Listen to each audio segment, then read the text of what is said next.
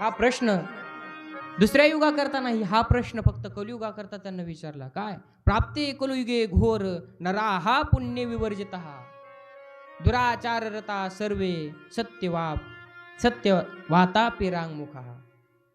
अरे या घोर कलियुगामध्ये आल्यानंतर मनुष्य पुण्य कर्मापासून दूर होईल, दूर होईल. मग या त्यांना काय केलं, तिन्ही त्रिकाल ज्ञानी होते, तिन्ही युगांचं त्यांना ज्ञान होतं, भूतकाळाचं, भविष्यकाळाचं आणि वर्तमान काळाचं सर्वांचं त्यांना ज्ञान होतं. म्हणून त्यांना सर्व युग पाहिले. कृतयुगामध्ये गेले, कृतयुग पाहिला, द्वापार युगामध्ये, त्रेतायुगामध्ये सर्व युग पाहिले. पण ज्या वेळेस हा कलियुग पाहिला, त्या भयानक दृश्य त्यांच्या नजरेसमोर आलं. अरे काय हे दुराचार करतील, या कलियुगामध्ये कोणी कोणाचं ऐकणार नाही, कोणी कोणाबद्दल चांगले विचार या कलियुगामध्ये कोणाचे नसणार.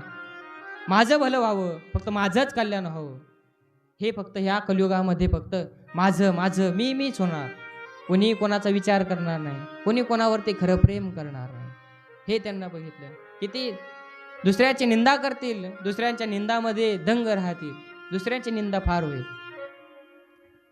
दुसऱ्याच्या धनावरती लक्ष, आणि कोणाच्याही विषयी एखाद्याच्या मनामध्ये पवित्र भाव नसणार, अंतकरणामध्ये पवित्र भाव नसणार.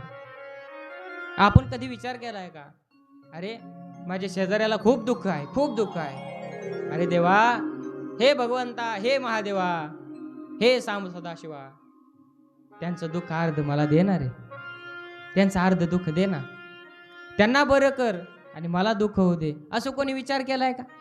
नाही महाराज, नाही. फक्त स्वार्थ. या कलियुगामध्ये फक्त स्वार्थी लोक होणार आहे, स्वार्थी. तुम्ही एखाद्यावरती कितीही प्रेम करा, एखाद्याला कितीही जीव लावा, कितीही जीव लावा, फक्त स्वार्थ दडलेला असतो, फक्त स्वार्थ. माणसं सत्य बोलतील, असत्य बोलतील, कोणीही खरं बोलणार नाही. हे कलियुग आहे. या कलियुगामध्ये कोणी असत्य, सर्व असत्य बोलतील, खरं कोणी बोलणार नाही. प्राण्यांची हिंसा होईल.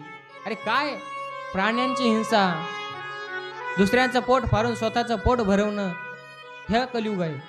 मांसाहार करतील. या कलियुगामध्ये सर्व लोक मांसाहार करतील. या मांसाहारामध्ये, आणि हे खाणं माणसाचं नाही आहे, हे मांसाहार करणं माणसाचं खाणं नाही आहे. माणसाचं खाणं सात्विक असावं, सात्विक असावं. हे राक्षसी खाणं, हे माणसाचं खाणं नाही. हे मांसाहार कोणाचं खाणं आहे माहिती आहे का? जे जिभेनं पाणी पितं त्याचं मांसाहार, आणि जे ओठानं पाणी पितं त्याचं काय? शाकाहार. मग आपण कशानं पाणी पितो? ओठानं काय जिभेनं? कशानं पितो?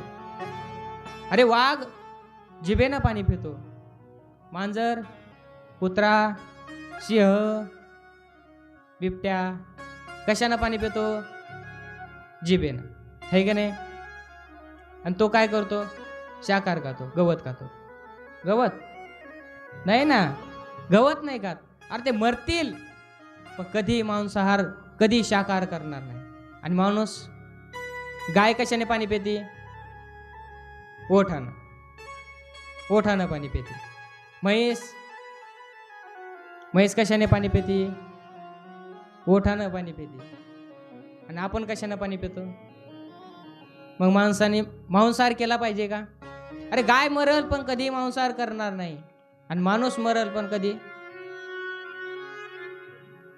हे का नाही? माणूस दोन्ही करतो, पण माणसाचं खाणं हे शाकाहार असावं, पवित्र अन्न असावं. मांसाहार माणसाचं खाद्यपदार्थ नाहीये. तरी सुद्धा किती प्राण्यांची हत्या होते, किती बली दिल्या. अरे देवाचं नाम घेऊन बली देतात, देवाचं. अरे या हिंदू धर्मामध्ये बली देणं हे नाहीये. हे कोणत्याही देवतानं बली द्या असं म्हणलेलं नाही. बळी द्या, पण कशाचा बळी द्यावा? अहंकाराचा बळी द्यावा, कामाचा, क्रोधाचा, मद मत्सर दंभ अहंकार यांचा आपण बळी दिला पाहिजे का प्राण्यांचा? अरे त्या बिचाऱ्या प्राण्यांचा जीव घेऊन आपलं पोट भरवणं हे योग्य आहे का? नाही महाराज, हे योग्य नाही. आपण बळी द्यावा. बळी कशाचा सांगितलाय?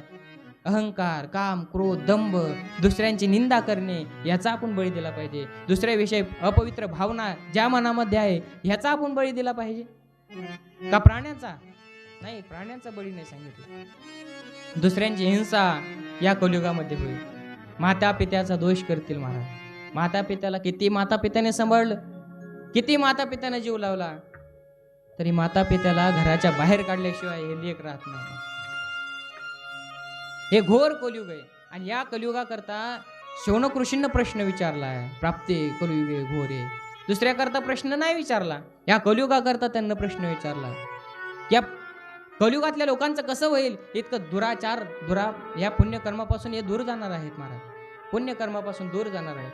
मग यांचा उद्धार कसा होईल? कसे हे भगवंताला प्राप्त होतील, कसे ईश्वराला प्राप्त होतील? किती त्यांच्या मनामध्ये पवित्र भावना निर्माण आपल्याविषयी झाल्यात. त्यांच्या स्वार्थापोटी नाही, माझं कल्याण कसं होईल, माझं कल्याण कसं होईल, आमचं कल्याण कसं होईल, हे त्यांच्या मनामध्ये भावना नव्हत्या. एकच भावना, या कलियुगातल्या लोकांचं कसं होईल. म्हणून त्यांना आपल्याकरता प्रश्न विचारलाय, दुसऱ्याकरता नाही. कारण तिन्ही लोकांमध्ये त्यानं पाहिलं, कृतयुगामध्ये पाहिलं, त्रेतायुगामध्ये पाहिलं, द्वापार युगामध्ये पाहिलं, पण त्यांना ते सुरळीत वाटलं. पण या कलियुगामध्ये ज्यावेळेस त्यांना पाहिलं, कारण त्रिकाल ज्ञानी होते, भविष्याचं त्यांना ज्ञान होतं, कलियुगामध्ये पाहिलं, घोर कलियुग दिसला. म्हणून त्यांना आपल्याकरता प्रश्न विचारलाय.